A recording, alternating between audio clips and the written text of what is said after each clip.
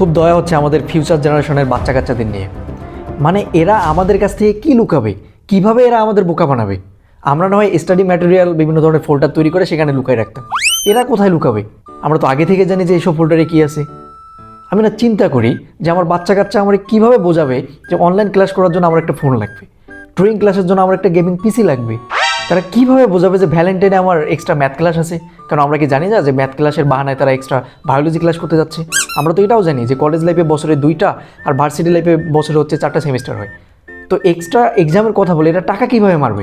তারা কীভাবে বোঝাবে যে বাথরুমে ওগুলো শ্যাম্পু পড়েছিল? তারা কীভাবে বোঝাবে মেসেঞ্জারেও রং নাম্বার থেকে ফোন কল আসে? মানে হাউ, মানে দে হ্যাভ নো ওয়ে আমাদের বোকা বানানোর জন্য। আমরা তো জানি যে ফোনে আসলে ভিপিএন কেউ নতুন নতুন ল্যাঙ্গুয়েজ শেখার জন্য রাখে না। আমরা এটাও জানি যে কীভাবে ক্রোমের হিস্টোরি চেক করতে হয়, এমনকি হিস্টোরি ডিলিট বা ফোল্ডার ডিলিট হয়ে গেলে কীভাবে রিকভারি করতে হয় সেটাও আমরা জানি।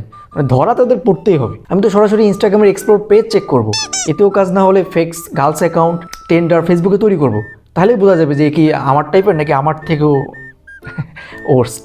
I will create a situation পেটানোর জন্য।